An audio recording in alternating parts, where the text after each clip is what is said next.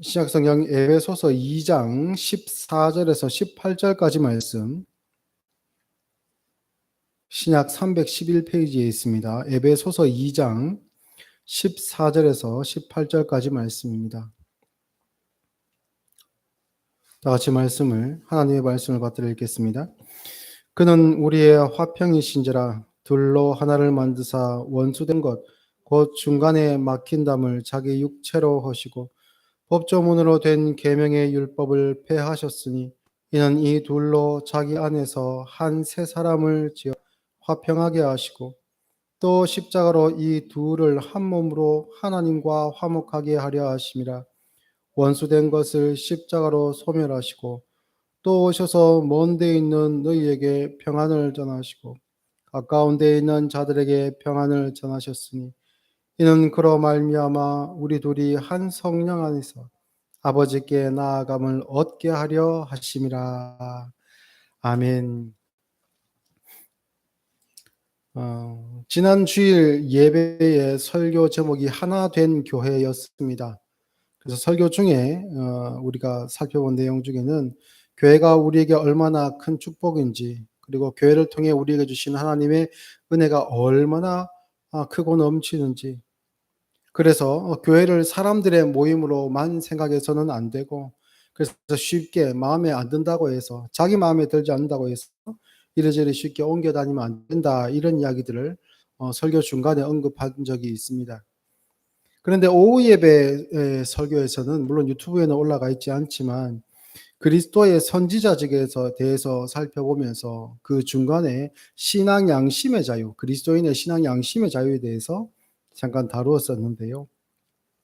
목사나 어떤 유명한 그 명망 있는 교수들의 가르침을 무비판적으로 받아들여서는 안 된다.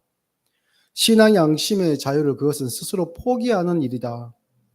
하나님께서는 우리에게 가장 명확한 그 하나님의 계시의 말씀을 성경, 완료된 계시의 말씀으로서의 성경을 주시고 그 성경을 우리가 읽을 때에 이 성경을 우리가 성령님의 조명 아래에서 읽게 됨으로 말미암아 최종적인 그 말씀의 진리는 하나님의 말씀인 성경과 그리고 그 말씀을 깨닫게 하시는 성령님이다. 어떤 사람이 아니라 라는 그런 얘기를 했었습니다. 그래서 무비판적으로 이 모든 이야기들을 받아들이고 우리가 생각과 고민의 시간을 배제하는 것은 이것은 그리스도인으로서 잘못된 신앙관이다라고 말씀을 드렸었지요. 그런데 이 둘이 상충되는 것은 분명히 아닙니다. 신앙 양심의 자유로서 나 스스로가 성령 앞에서 말씀에 비추어서 나의 신앙을 돌아보고 신앙 양심의 자유를 지키는 것, 그것과 교회가 한 몸이기 때문에, 그리고 하나님께서 하나 되게 하셨기 때문에 이것을 내가 임의대로 깰 수 없다는 것은 상충되는 말씀은 아니지만 이게 듣는 사람에 따라 가지고 오해를 불러일으킬 수 있겠더라고요. 그러니까 이걸 조금 더 단순화시키면 오전 예배는 야, 교회 나가지 마, 교회 떠나지 마라는 것으로 단순화시켜서 자기가 메시지로 간직한다면, 오후 예배 때는 뭐야? 자기 양심에 꺼리끼고 맞지 않으면 언제든지 교회를 떠나도 되는 것이네. 이렇게 이제 생각을 해가지고 어떻게 보면 이것이 조금 이제 상충이 될 수 있다라는, 그럴 수도 있겠다는 염려가 들어서 오늘 말씀을 조금 더 정리된 말씀으로 그 둘을 하나로 엮을 수 있도록 메시지를 준비했습니다. 원래 이제 그 성경에는 교회에 대해서 이야기할 때 두 가지 측면을 이야기합니다. 첫 번째, 교회라는 것이 말 그대로 머리 대신 예수님의 몸으로서의 교회.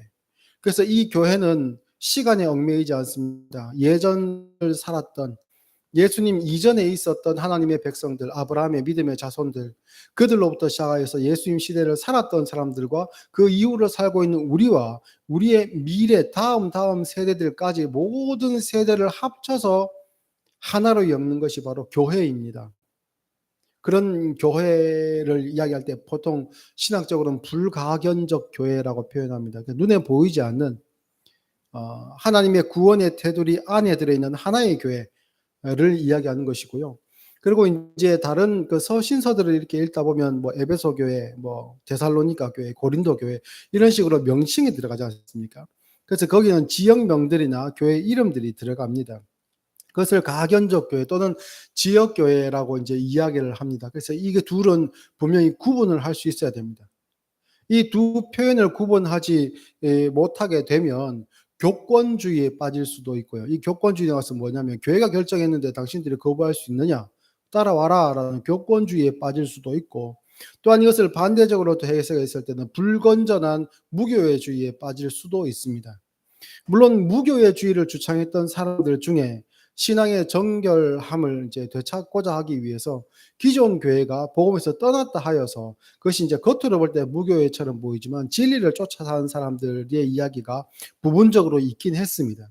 그런데 많은 사람들이 그 신앙적 고민을 뒤로 하고 자기들이 이제 그 조직된 교회에 얽매이지 않고자 하기 위해서, 얽매이고 싶지 않다라는 그러한 마음으로 자유롭게 떠돌아다니는 그런 생활을 하는 불건전한 무교회주의자들도 생기게 되었죠. 이 둘 다 이제 불가경교회, 참교회와 지역교회와의 이 관계와 또한 이 개념에 대해서 잘 구분하지 못하게 생기는 그런 부작용이라고 하겠습니다. 그러면 우리는 하나의 교회, 불가견적 교회, 그리고 이제 믿음으로써 우리가 교회됨으로 말미암아 심지어는 아브라함도 우리와 하나로서 예수님의 몸으로 구성되어 있는 우리인데, 그러면 그러한 우리로서 지금 현실을 살아가면서 발을 딛고 우리가 몸담고 있는 곳은 지역 교회이지 않습니까? 그죠? 가견적 교회입니다. 그런 교회 생활하는, 몸담고 있는 교회에서는 우리가 어떻게 교회를 바라보아야 될 것인가, 또한 큰 문제가 생겼을 때 어떻게 우리는 대처해야 될 것인가를 한번 고민해 보아야 되겠습니다. 고신교단의 역사를 이야기함에 있어서 신사참배 반대 운동은 빼놓을 수 없죠. 우리 교회에서는 이 이야기를 모르는 사람이 없습니다. 일제강점기 시절에 일본은 1930년대를 지나면서 우리나라 그 1000여 개가 넘는 신사를 이렇게 지었다고 합니다. 그 신사는 일본의 국조 대신들과 다른 그 나라를 위해서 희생한 사람들의 영혼을 모신 사당, 또 그러니까 우리로 치면 종교적인 건물인 겁니다. 그러한 그 신사를 1000여 개가 넘는 신사를 조선 각지에 세워놓고 거기에다가 참배할 것을 강요했습니다. 이것을 강요하면서 그들이 했던 이야기는 뭐냐면, 신사 참배는 종교가 아니라 국가에 충성을 다하겠다는 의미에서의 국가의식이다 라고 그들은 그 주장하면서 신사 참배에 동참할 것을 강요했습니다. 그러면 이 일에 대해서 격렬하게 이제 저항했던 사람들이 있었을 것 아닙니까? 그죠? 물론 이제 찬성한 사람들도 있었을 겁니다만 저항하는 사람도 있었을 겁니다. 그 무리는 어떤 무리겠습니까? 당연히 유일신을 믿는 기독교인들이 이 일에 대해서 저항하죠. 이건 잘못됐다. 이것은 우상숭배다라는 겁니다. 그런데 이 문제에 대해서 희한하게도 기독교계, 범기독교계에서도 갈린 의견들이 있었습니다. 천주교나 감리교, 영국의 성공회 등은 1936년에 이미 이것이 이제 그 국민 의례다라고 해서 신사 참배를 허용하기로 그렇게 이제 결정을 했습니다. 그런데 이 부분에 있어서 우리 장로교는 끝까지 저항하고, 이것이 이제 유일신을 섬기는, 또 십계명에서도 명확하게 나와 있다시피 다른 신을 섬겨서도 안 되고 우상을 섬겨서도 안 된다는 그 계명에, 첫 번째, 두 번째 계명에 어긋난다고 해서 강렬하게 반대했습니다. 그러면 범기독교라는 그 테두리 안에서 다른 교단들과 뭐 천주교나 성공회, 감리교 이런 교단들에서는 다 이제 찬성했으면 그냥 장로교도 스르슬쩍 묻어가면 되지 않겠나라고 생각할 수 있겠지만 상황은 그렇지 않았습니다. 당시 조선 기독교 인구가 약 40만 정도로 보고 있는데요. 그중에 70%가 장로 교단이었습니다. 그러니 주류 교단이라고 할 수 있죠. 그래서 장로교가 끝까지 버티고 있는 것은 기독교 전체가 마치 이 일에 대해서 거부하고 있는 모습으로 보일 수 있는 겁니다. 그런데 앞서 말씀드렸던 천주교나 감리교, 성공회 등은 이미 이제 1936년도에 그들은 합의를 했죠. 그런데 계속해서 장로교 안에서는 여기에 대한 저항을 했었고, 주기철 목사님이나 우리가 잘 아는 한상동 목사님 같은 분들은 계속해서 신사참배에 반대하면서 옥고를 치르기도 하시고, 또 그중 어떤 분들은 순교하기도 하셨습니다. 그런데 일부 목사들은 이 일에 있어서 일본의 앞잡이가 되어가지고 신사참배의 당위성에 대해서 역설하고 다녔고요. 그러다 보니까 그들의 그 논리를 이렇게 깨는 그러한 성경이라고 할 수 있는 모세오경 같은 경우에는 이 사람들이 아예 그냥 성경에서 다루지도 않거나 심지어는 성경에서 빼버린 일조차 있었습니다. 이런 갈등들이 계속 이제 지속되고 있다가 1938년 9월 달에 제27차 장로교 그 총회가 있는 자리에서 장로교 총회도 이 신사참배를 가결하는 그런 어 부끄러운 역사를 자행합니다. 조금 길 수 있는데요. 당시의 기록에 대해서 남긴 현장에 있었던 사람들 분들의 증언을 따라서 그 현장을 이렇게 그러니까 재구성했다고 하는 것이 맞겠지요. 재구성한 글이 있어서 조금 길지만 여러분과 조금 나누고자 합니다. 오전 9시 30분 총회가 재개되었을 때에 교회당 내외에는 수백 명의 사복 경관으로 완전히 포위되었고 강단 아래 전면에는 평남 경찰부장을 위시하여 고위 경관 수십 명이 긴 검을 번쩍이면서 기라성같이 자리를 잡고 앉았고 총대들은 총회의 총대들을 뜻합니다. 총대들의 좌우에는 그 지방 경찰관 2명씩이 끼어 앉았고 실내 후면과 좌우에는 무술경관 100여 명이 눈을 부라리고 서 있었다.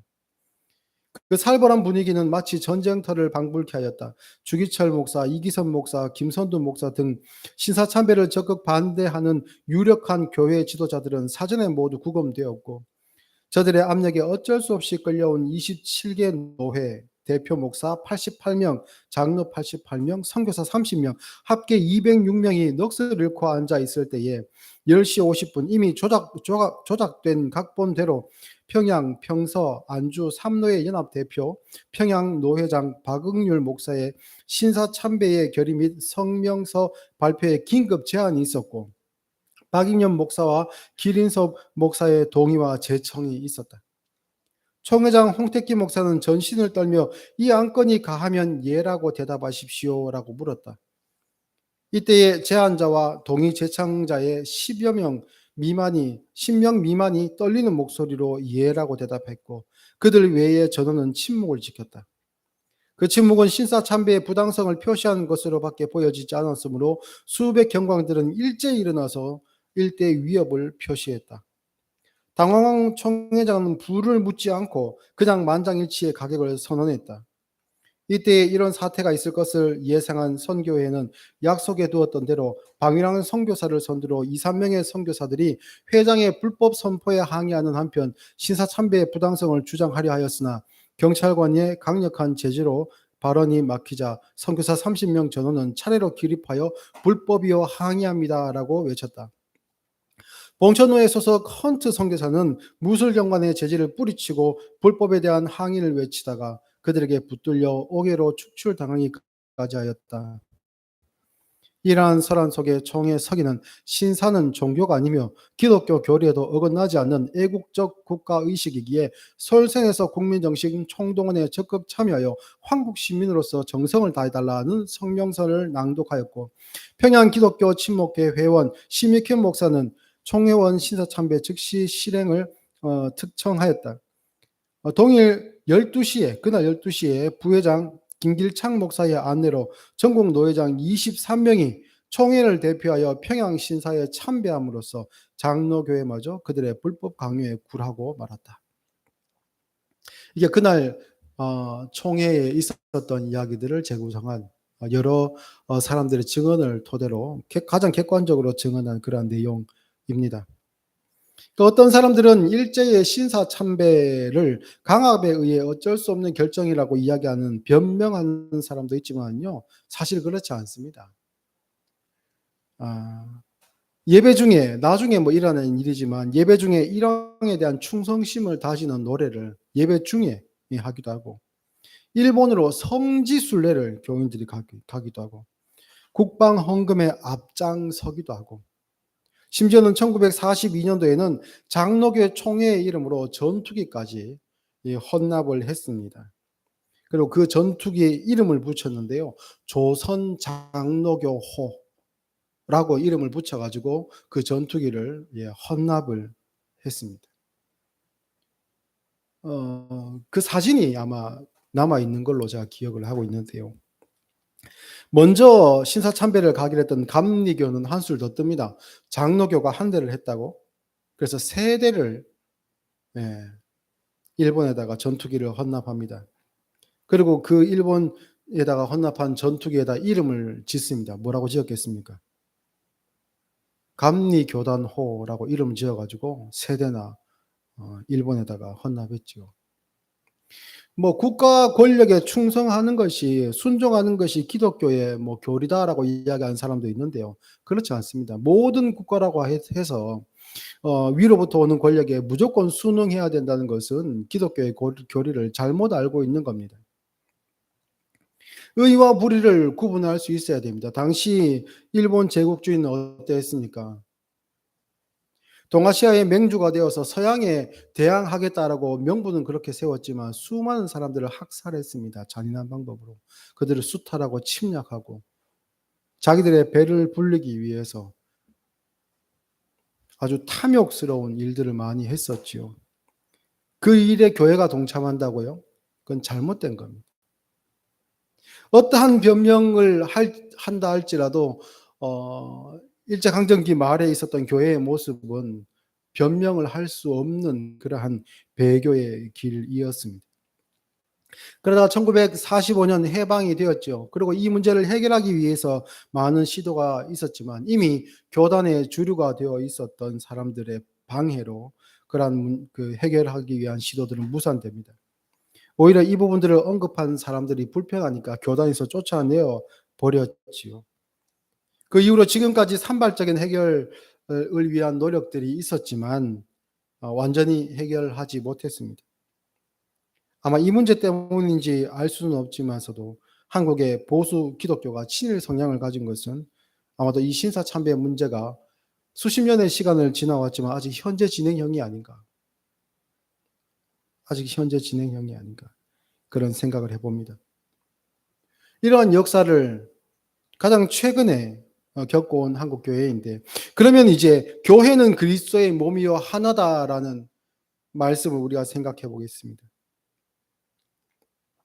다수의 신사참배를 찬성한 사람과 일부에 반대한 사람들이 있었는데요. 그러면 교회가 하나면 어떻게 됩니까?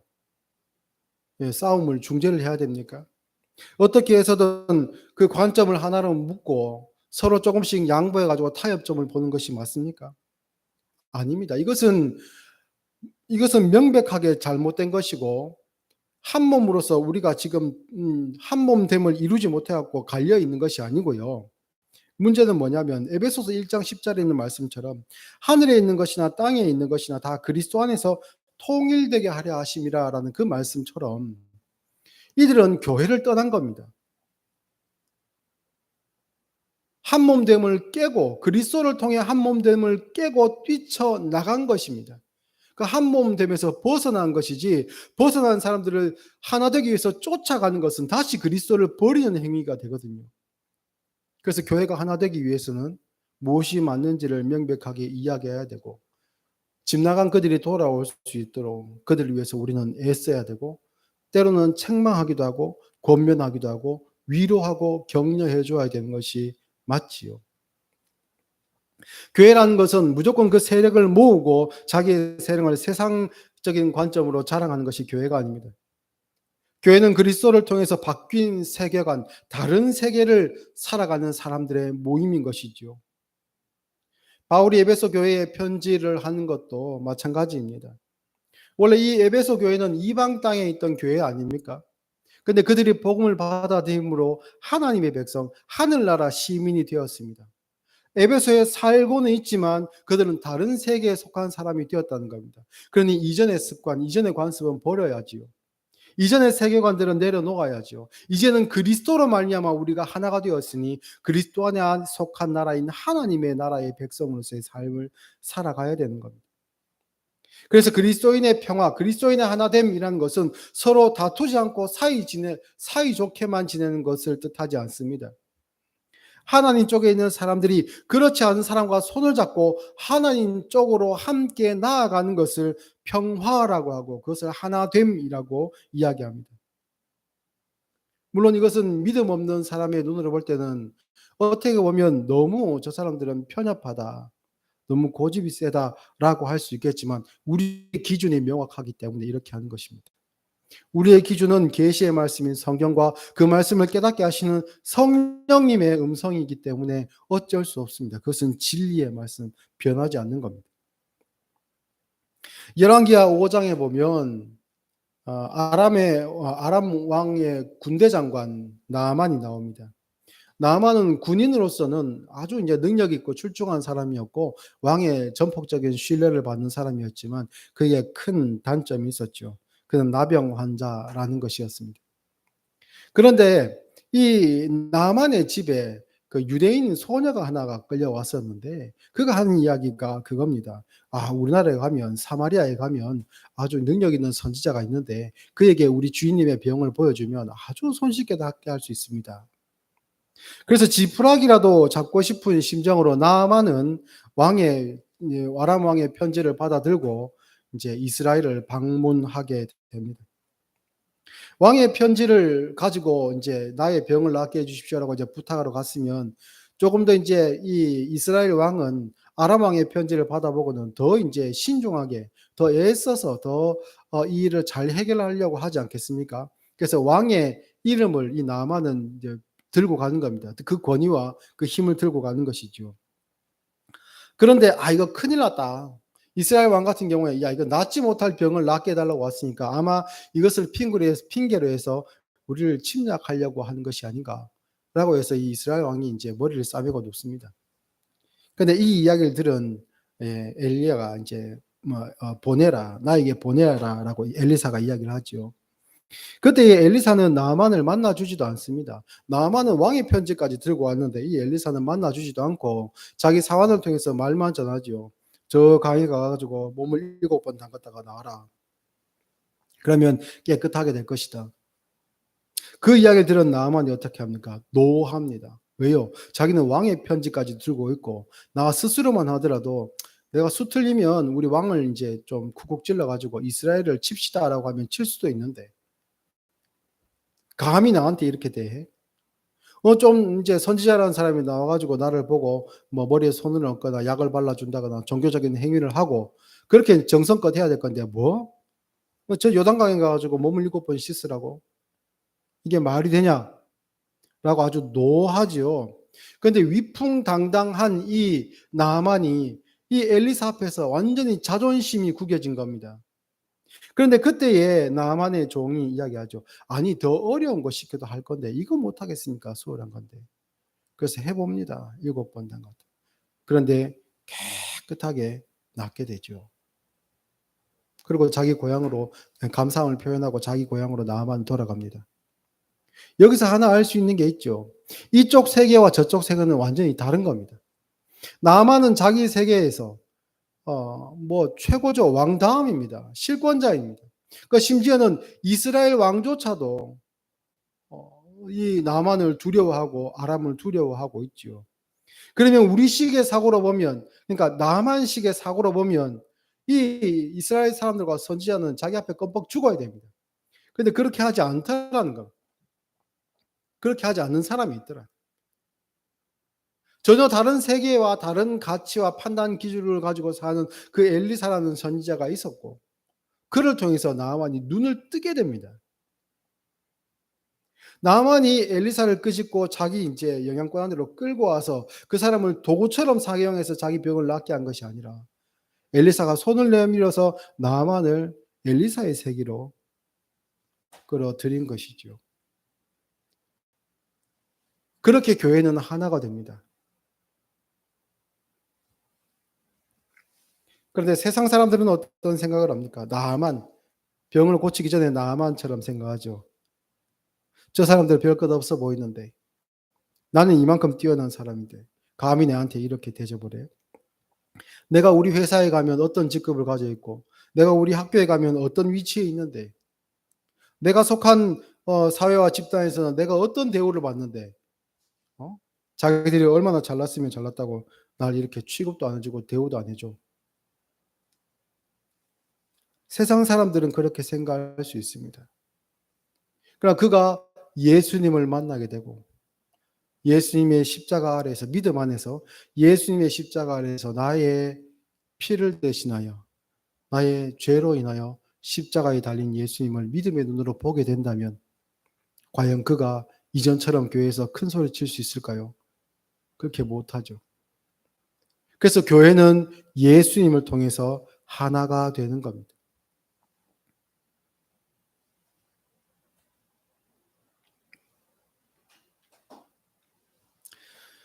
하나님의 은혜는 돈으로 살 수 없습니다. 하나님의 힘은 물질에서 나오지 않습니다. 하나님으로부터만 나오는 것입니다. 우리 믿는 사람들은, 하나님의 나라에 속한 사람들은 그 사실을 압니다. 그것을 깨닫습니다. 그래서 예수님을 통해서 그 사실을 깨달아 알게 되고, 그리고 예수님을 통해서 우리가 하나 되었다는 것을 알게 됩니다. 그 기쁜 소식을 우리는 또한 전하게 되지요. 오늘 보면 17절, 18절에 보면 또 오셔서 먼 데 있는 너희에게 평안을 전하시고 가까운 데 있는 자들에게 평안을 전하셨으니 이는 그로 말미암아 우리 둘이 한 성령 안에서 아버지께 나아감을 얻게 하려 하십니다. 먼 데 있고 가까이 있는 사람들, 이 사람들이 직접적으로 교류할 수 없고 만날 수 없는 사람일 수 있습니다. 성경에 나오는 많은 교회들 있지 않습니까? 교회의 이름으로 바울이 서신을 쓴 그 모든 교회들, 그 모든 교회 성도들이 서로 다 알고 얼굴을 알고 교제했을까요? 저는 그렇게 보지는 않습니다. 대표되는 사람들, 그 지역을 관장하고 여행을 하고 서신을 주고받은 사람들은 일부일 것이죠. 근데 그들이 왜 하나라고 하는가? 한평생 얼굴을 한 번도 본 적이 없는데 어떻게 하나라고 할 수 있는가? 만나서 이야기해 본 적도 없는데 어떻게 하나라고 할 수 있는가? 기준이 있기 때문입니다. 변하지 않는 하나의 기준이 있기 때문입니다. 예수 그리스도라는, 화평케 하신 이인 예수님이라는 하나의 기준이 있기 때문에 교회는 하나라고 할 수 있습니다. 교회의 예수님을 빼버리고 거기에 세상적인 영향력, 힘, 성공 이런 것들을 거기다 집어넣게 되면 더 이상 교회가 아니죠. 그래서 신사참배를 가결하고 그 이후에 적극적으로 친일 행위에 가담하며 그것을 자기들은 이야기할 때에 이것은 교회를 지키기 위한 어쩔 수 없는 선택이었다고 핑계를 대지만 그들은 자기의 입술로 가르쳐야 될 하나님의 말씀을 온전히 지켜내지 못하고 분명히 말씀을 연구하고 가르치려고 했으면 성령님께서 그 심령 안에서 주신 말씀이 있었을 것인데 깨닫게 하시고 전하게 하시는 그 말씀이 있었을 것인데 양심에 화인 맞은 그들은 그것을 감추고 변질시키고 곡해하고 거짓으로 성도들에게 가르쳤던 겁니다. 자기만 죄의 길을 걸어갈 것이 아니라 다른 사람의 손까지도 붙들고 멸망의 길로 걸어갔던 것이지요. 하나됨을 깨웠던 것은 바로 그들입니다. 교회를 바라보는 이러한 관점은 오늘날 살아가는 우리도 분명히 있어야 됩니다. 지금은 한국 교회가 큰 시련이 없기 때문에 교회의 발걸음을 하는 것으로 인해서 받는 큰 시련, 물론 사람들의 어떤 시선들은 있을 수는 있습니다만 큰 시련들은 없기 때문에 교회가 어떻게 한 방향으로 나아가는 것처럼 보일 수 있습니다. 그러나 언제든지 일제강점기 시절처럼 언제든지 교회의 어떤 풍파가 불거나 우리에게 어떻게 보면 교회의 본분을 지켜야 되는 그러한 극한 상황에 놓이게 되었을 때에, 그러한 시험에 닥치게 되었을 때의 교회는 분명히 그때도 분열되는 것처럼 보일 겁니다. 그럴 때 우리는 어떻게 해야 되겠습니까? 큰일 났다. 교회가 나누어 싸운다. 이렇게 해서는 안 되지. 우리가 하나 되어야지. 우리가 뭉쳐야지. 안 그래도 지금 세력이 약해지고 있고 교인 수가 줄어들고 있는데 이래서는 안 돼. 우리가 더 모여가지고 힘을 내야 되고 우리가 더 조직적으로 뭉쳐야 돼. 누구 한 명을 수장으로 세워가지고 수직적인 구조를 잘 세우고 우리가 일사불란하게 그렇게 움직여야 돼. 그렇게 해서 신사참배했죠. 그렇게 하면 안 됩니다. 그럴 때는 어떻게 해야 되는가? 하나님의 말씀이 나에게 어떤 음성을 들려주시는가? 계시의 말씀을 통해 성령님은 어떠한 진리의 내용을 우리에게 가르쳐 주시는가? 우리 심령에 이 말씀이 어떻게 믿음의 보증으로서 주어지시는가? 거기에 귀를 기울여야 되는 겁니다. 사랑하는 성도 여러분, 우리는 교회이고 우리는 예수님을 통해서 하나가 되었습니다. 이것은 우리의 인력으로 끊어낼 수 없는 운명적인 끈과 같은 것이죠. 사람의 힘으로도 끊을 수 없고 시간과 역사와 공간으로도 절대 끊을 수 없습니다. 아브라함과 우리는 믿음으로써 그의 자손으로 우리는 살아가고 있지요. 그러나 이 땅을 살아가고 있는 가현교회, 지역교회 가운데 하나님의 말씀을 떠나 스스로 그리스도의 몸으로부터 이탈하는 경우가 있을 수 있습니다. 그럴 때는 우리는 판단을 해야 됩니다. 생각을 하고 고민하고 판단해야 되고 설득하고 말할 수 있어야 되고 무엇이 예수님의 몸으로서의 모습인지를 보일 수 있어야 됩니다. 예수님의 몸으로서 하나 되게 하신 은혜를 지켜내고 하나님 안에서의 평화, 참 평안을 실천하는 인생을 사실 수 있는 우리 모두가 될 수 있기를 예수님의 이름으로 축복합니다. 기도하겠습니다.